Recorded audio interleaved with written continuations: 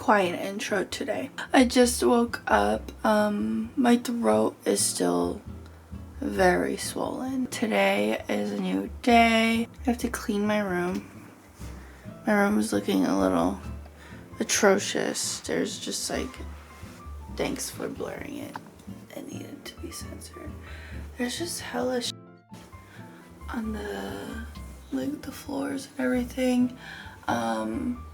My friend's also coming on Thursday, so this week is the New York week, and then on Tuesday I also go to New York. So I just gotta clean. I gotta get shit ready because I'm not gonna have time. Because the time that I'm here is the time that I would not want to do anything. You know, I need to do homework. But I'm gonna clean and then I'm gonna start doing stuff for my senior thesis. I also did my nails. Cute. Lena did the other half, which is really nice because I can't do that because non-dominant hand. But yeah, so let's clean. Okay, so today is the next day, and I actually didn't end up filming anything yesterday because things kind of got busy, but also I was just really in the grind of things, of reworking my park maps, color coding them and everything. But I'm gonna talk about a couple things. So in terms of design criteria, here are like my thoughts for my amusement park. One, it must be gamified. So the world must have a path or an overall theme within gaming in order to have park XPs so that they can reach their rewards or goals or complete a quest. Second design criteria is that the theme is half dystopian and half utopia. So dystopia and utopia, I said dystopian, but it's basically dystopia versus utopia. So worlds must follow this aesthetic because I feel like they're most commonly found within certain games. Obviously different niche games have a different aesthetic, but we're able to manipulate and shift those ideas around with dystopian view and a utopia view. Third one is design outside of games. So I need to be able to contribute and design accordingly to the game. Fourth thing is shelf life games. So I want to include games that have been around for a couple of years, games that haven't died down per se. A lot of games come and a lot of games go, if that makes any sense. The fifth criteria is traveling path. So I want gamers or players to have a journey, or even like have it roguelike, but there is some type of linear situation or some type of exploration.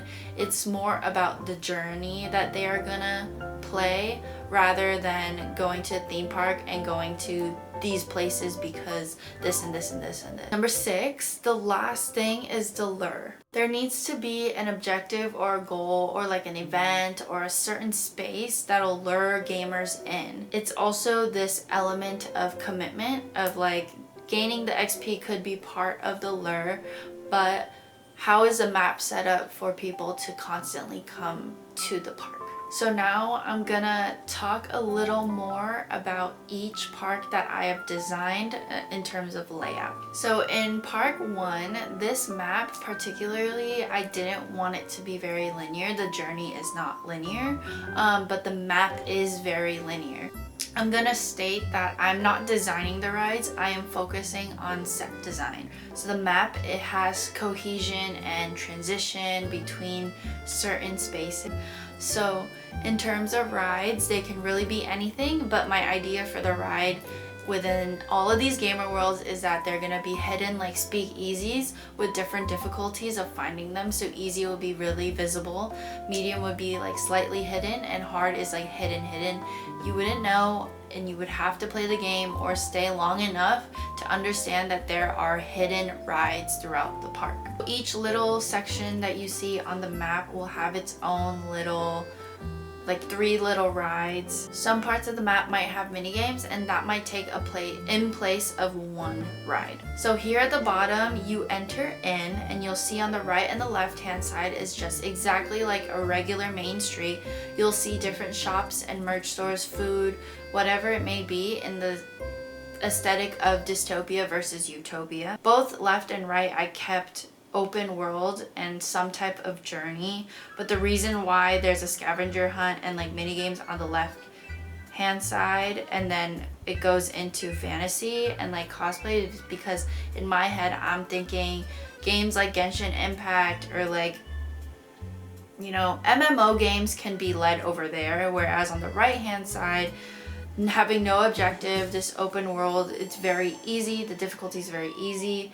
And then there's 1 tunnel, technically there's 3 tunnels because the bathrooms will be connected on each side, which will allow for traveling to the other part of the little island. And that area is now the cartoon side. I thought this would be a great transition into utopia versus dystopia and add dungeons within the daytime and the nighttime. And those dungeons would be rides. So throughout the park you have to explore and find these caves, whether that be in the nighttime or in the daytime, which will lead you all the way to the top into a pop-up area. On the left hand side on the top is going to be a pop-up area, so games that hold pop-up events can actually have pop-ups within this gamer world and have their event there, and there will be a mini like PC room that they can have the game for people to play, the new update or whatever might be coming out.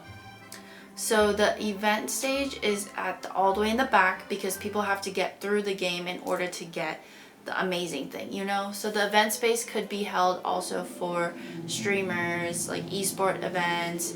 I know a lot of streamers will have their own esports event or day or whatever, so they can utilize that space in order to have like a secure area. That is map 1. Okay, this is editing. This is editing Nicole here in the future. Park map 2 and 3 were not used, so I am not going to include those here. Like, if I have space, here is park 2 and 3. Yeah, just disclaimer, they were not used, so I will not be talking about them because Jesus Christ, do I talk so much? I had to cut so much out, and I'm doing that right now. But yeah, and I didn't edit the reel that you're gonna hear about in like 30 seconds, so don't go looking for that.